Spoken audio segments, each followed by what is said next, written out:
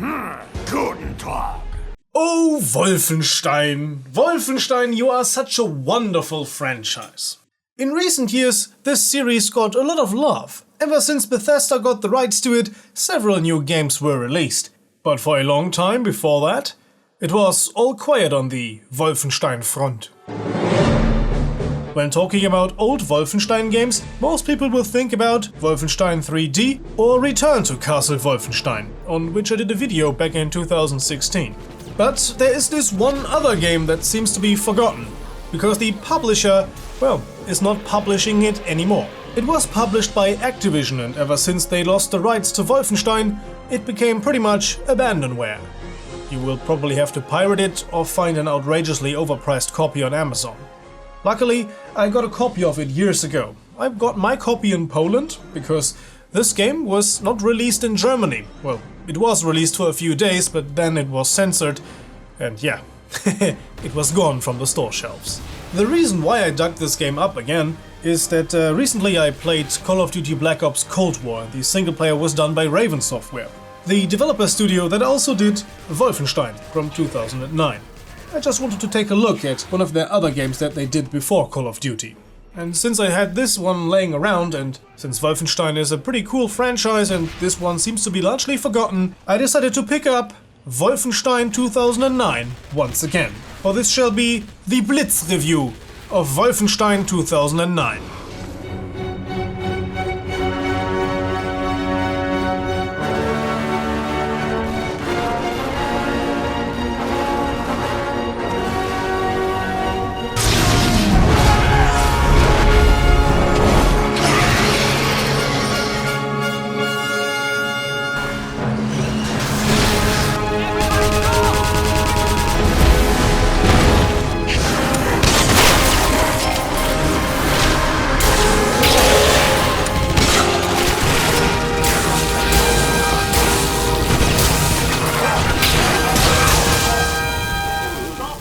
When Raven Software started working on a follow-up to Return to Castle Wolfenstein, they had pretty big shoes to fill.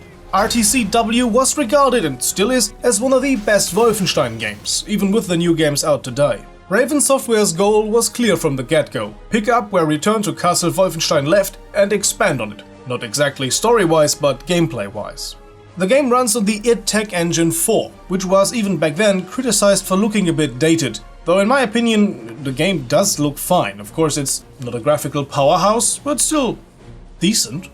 The new engine was accompanied by proper physics, which the game utilized a lot. Right in the beginning of the game, they were making clear to the player, watch out, gravity plays a big role here. At first in the form of map items that you can use to manipulate gravity for your enemies and for yourself. Kind of an alternative to the classic exploding barrels. These ones, gravity-altering barrels. It will later turn out that the glowing liquid in the barrels is a main component of the Nazi science experiments you are supposed to investigate. Why are you sent to investigate? Well, you are the right man for such a job. Because you are B.J. Blazkowicz, of course, the man who just recently killed an undead knight from the Middle Ages in front of Himmler's eyes. If there's one man who can do it, it's gotta be you.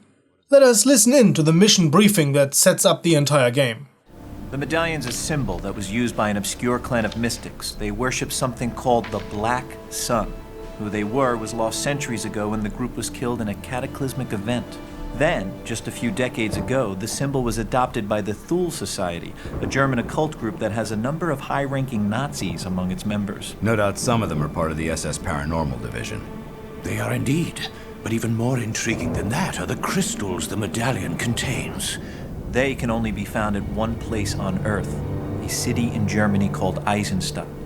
Everything in this game is connected to dark science, occult rituals, and unnatural beings from alternate dimensions the Nazis are trying to cultivate to gain the upper hand in World War II. The game sends you on Indiana Jones-esque missions to find out what the Nazis are digging up in the ancient ruins, what they are trying to uncover for their war machine. And it is at these dig sites where you will encounter, for the first time, the main antagonist's inner circle. You see, the actual German army, the Wehrmacht, is more of a nuisance in this game. Sure, the regular Nazi grunts are all around and will be slaughtered by the hundreds. but the main antagonists come from the SS Paranormal Division, a fictional special force of the SS that focuses on harnessing supernatural powers with occult rituals. This is totally over-the-top Nazi trash, and that's just super fun to explore.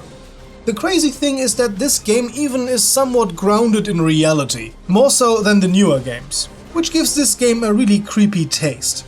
Sure, the newer games with the Nazis ruling the world, that's an unsettling thought. But this occult stuff is really more crazy when you consider the fact that a lot of SS members actually were into paranormal, occult and kind of heretical rituals and cults. However, of course, Wolfenstein puts it all to a next level. The Thule organization, or Thule Gesellschaft, which existed as a real political organization, mainly focused on nationalistic and anti-Semitic actions in reality, and is named after a mystical Greek island. It is far more than that in Wolfenstein.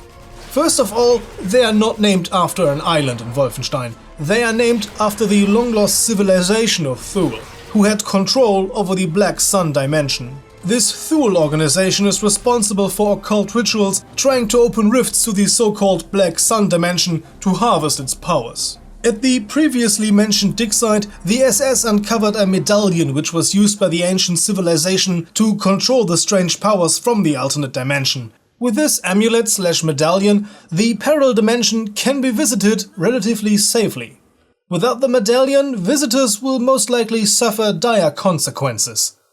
Still returns to us altered. My God, it's the spy! You must protect me! Nein, Herr Doktor. You will be the one who protects me! Now, you will witness just how powerful the Nazi army is destined to With the help of this medallion and the various crystals it contains, you are able to bend time, enhance powers, create a shield around you, and even walk through walls sometimes. This medallion plays a huge role in Wolfenstein 2009, as the Nazis want it back and you want to make sure they can't use it. Well, you already have the medallion. All said and done. You got the amulet and the crystals. Game over, right? Not quite yet, because the protagonist quickly learns that the Nazis were already busy replicating those crystals on an industrial scale, utilizing them to create powerful and sometimes seemingly supernatural weapons and types of soldiers. And it is at that point that the game starts to become really fun. You will explore various areas of the fictional city of Eisenstadt, underground facilities, research centers, and giant zeppelins a la Helsing. During the missions, you will encounter all sorts of special characters, some of which will turn into the bosses you will have to fight later. Amongst them, reoccurring nice guys like General Deathshead and the previously seen Hans Große, who is of course the greatest Nazi soldier alive. A toast to Hans, the greatest Nazi soldier alive! Ja, to Hans! Amongst these antagonists will be some weird creations of the Black Sun dimension, some of which so abhorrent that you will form an unspoken truce with the German soldiers nearby. Even they dislike that thing even more than they dislike you. These bosses are really not the highlight of the game, as most of them follow the same pattern, and are time-consuming and are, in case of the last boss fight, outright annoying, but not unbeatable. Oh, he won't need our help, Caroline. I've seen him in battle. I think he could be a strong ally. There are some friendly characters as well. Players of the newer Wolfenstein games will remember Caroline Becker, the head of the Kreisau Circle. You will often fight alongside them, even though their NPCs are pretty shit most of the time and you will end up fighting alone. The other ally faction is the Golden Dawn, basically a group of Russian communists really interested in paranormal activities as well. While the game's side characters are not really a highlight, the regular enemies are far more interesting. I was beginning to think you'd never make it. There are things going on here that defy explanation. Nazis are performing some kind of experiments on the patients in the surgical unit.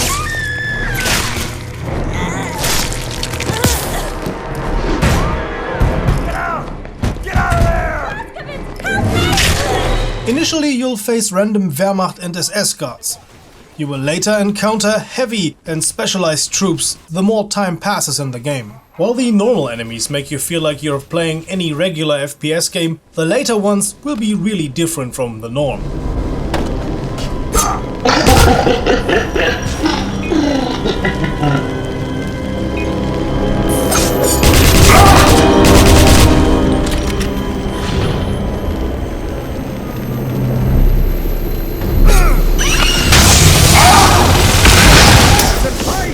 Mystical occultists not only using black sound energy against you, but also buffing regular troops. From jetpack troops over invisible assassins to mutated humans and of course the typical Wolfenstein Nazi leather fetish bitches.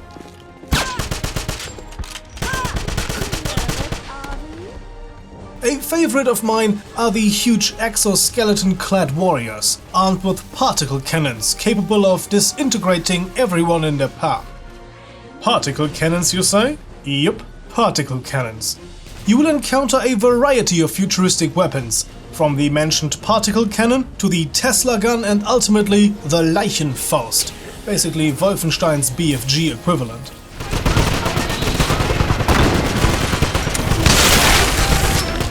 Tremendously powerful. You of course got your regular guns as well, but no worries, the regular ones won't become utterly useless, as they can be upgraded. Sometimes to a ridiculous amount. Okay, a scope on an STG-44? That's fine. A semi-automatic Panzerschreck with a magazine? Holy moly. You can carry around a tremendous arsenal, all at once. An arsenal that with upgrades turns you into a formidable one-man army. Weapon upgrades can be purchased at various locations from black market vendors. The funds to do that can be acquired by collecting Nazi gold that is scattered all around the levels. No wonder they are still looking for Nazi gold these days. Those idiots distributed that stuff all over Europe in small portions. But this invites you to be aware of your surroundings and look in every corner, during missions and when in the Hub World. Hub World? Yes, Hub World. Unlike its predecessors, the game has a semi-open world.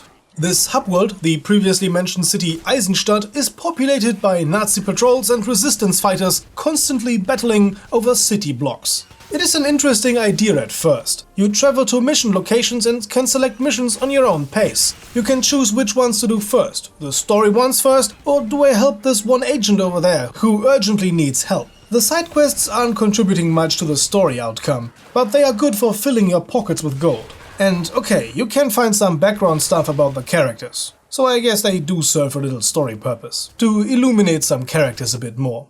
Dearest Wolfgang, it's been far too long since we last met. Oh nice, a lovely letter. Wait, where have I seen her? Oh, okay.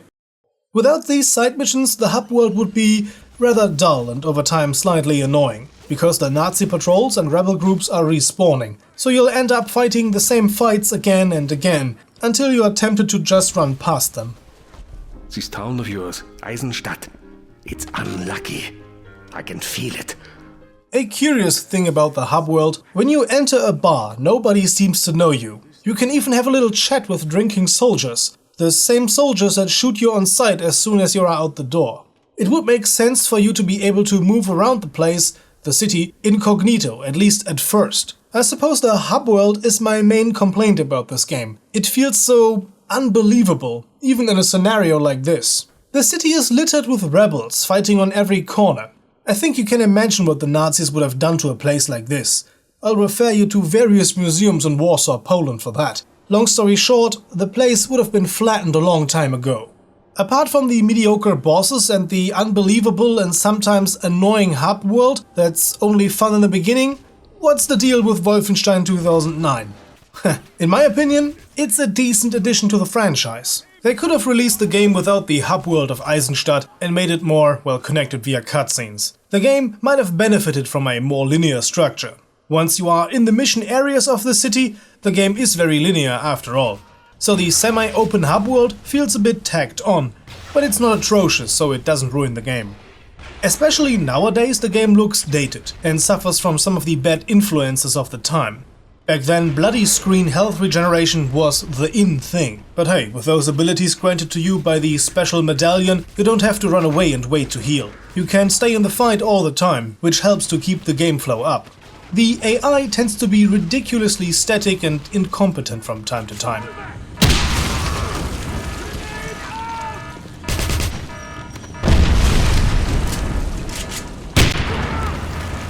It happened more than once that regular grunts killed themselves with grenades. But all these are small gripes compared to what the game does right. The missions are mostly on point, not only design-wise but also story-wise. The game takes the show-don't-tell approach most of the time. You discover the world at your own pace. Cutscenes can be skipped, enemies come in various forms, and with the Thule medallion and futuristic weapons, this game becomes a lot more than a regular shooter. And even the eponymous castle Wolfenstein got a decent fresh lick of paint. If you can get your hands on this game, you should definitely check it out. I used to have a lot of fun with it back in the day, and even replaying it for this review was a lot of fun.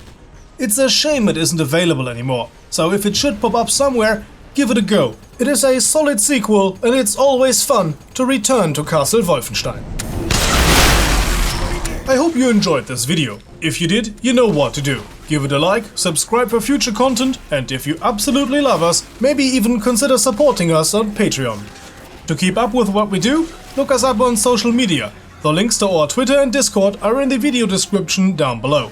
At this point, a special thanks to our supporters on Patreon, who of course got to see this video first. To them and everyone else, thanks for watching. So, see you guys next time. Until then, have a nice day, and as always, goodbye and guten Tag.